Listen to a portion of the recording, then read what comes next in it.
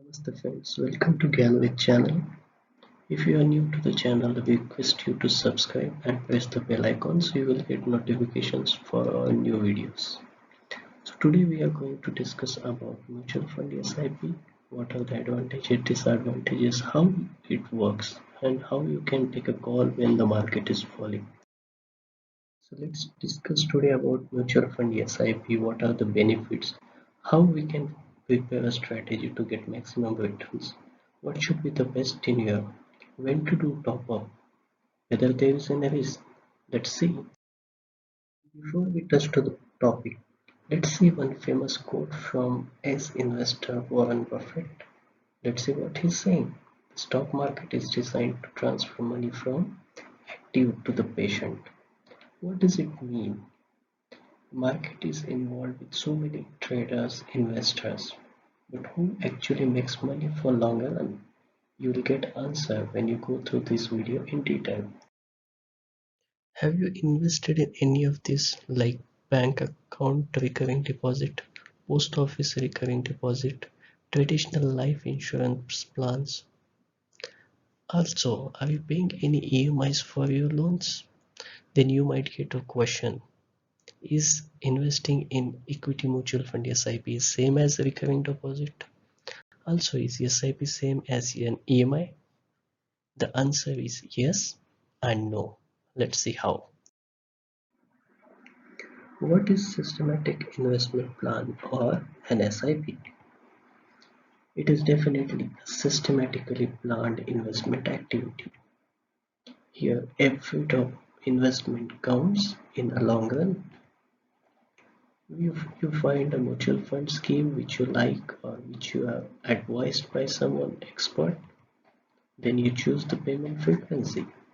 It could be weekly, monthly, quarterly. Then you choose number of installments, how long you want to pay. And also you choose the amount as per the installment. It depends on the scheme, what is the minimum amount they allow to invest in each of the installment. How does an SIP helps you? This is definitely a disciplined approach.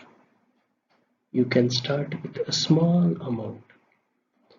It gives higher returns than debt or FD as per the historical records.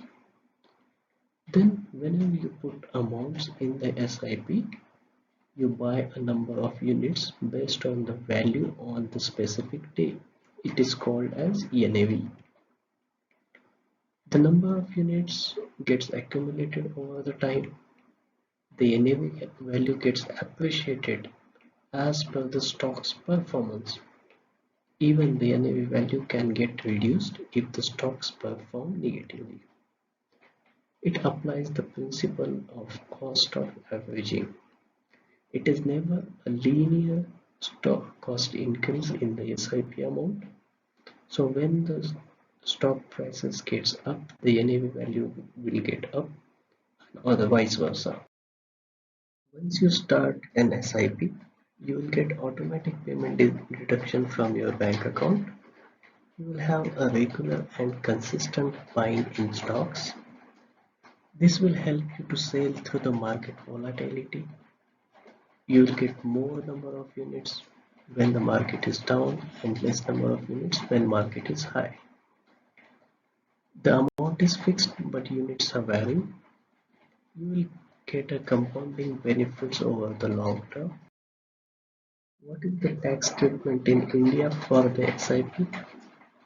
There is no tax payment till you redeem the unit, and there is indexation benefit you can get based on the type of scheme you are using. Friends, SIPs are known to give a better return over long term, but definitely there are few mistakes that you should always avoid. First thing is that don't panic when the market is down. Evaluate your portfolio allocation, then the instant gain. You can see the portfolio division, how fund manager has divided the fund into number of stocks.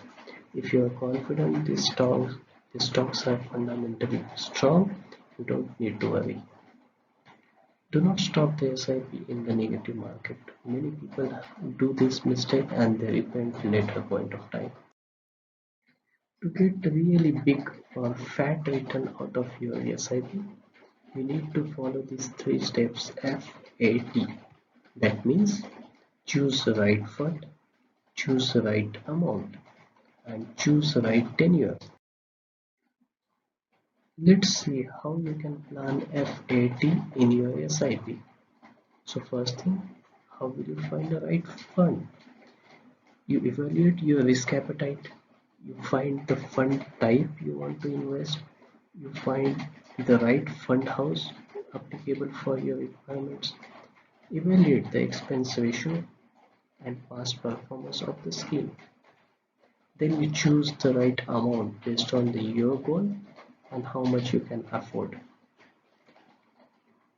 Depends on your goal, you need to choose the tenure and the money you need or you want. That also decides how long you need to invest in the market. Are there some myths or misconceptions about SIPs? Yes, there are. Let's see the first one. The SIP is for small amounts only? The answer is no. How? See, SIP works well even if you are a small investor or big investor. If you want to invest in few hundreds every month or crores of rupees, SIP is key to give you the good returns over the long term. Does SIP promise a guaranteed return? The answer is big no. It depends on the type of fund you have chosen, the tenure you have invested, and the amount you have chosen to invest per month. Do you think SIP works only in growing markets? The answer is no. Market never grows in one line in straight line. There are always corrections, ups, downs in the market. So SIP and cost of averaging helps you to buy on an average price and accumulate many units for long-term returns. Do you think SIP is only for the fixed tenure, whatever you have decided at the beginning, and for that fixed amount only? No. So you can change these amounts or the tenure over the time.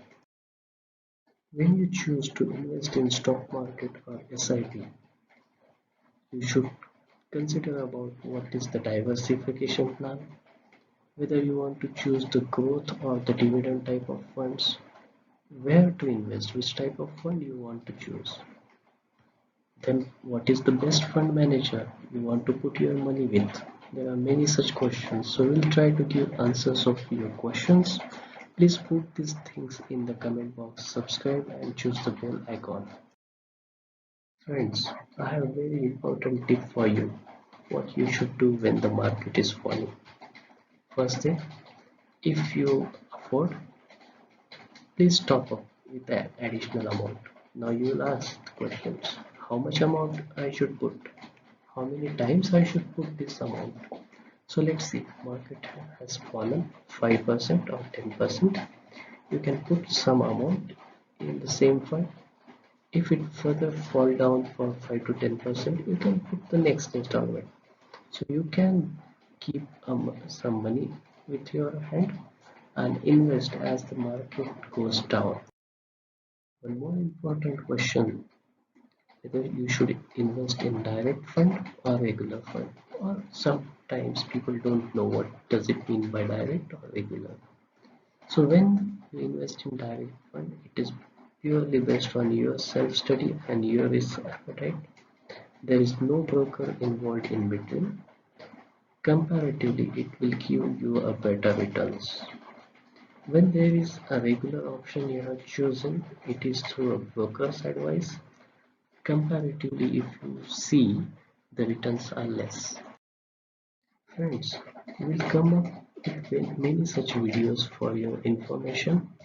If you like the video, please subscribe and like and share.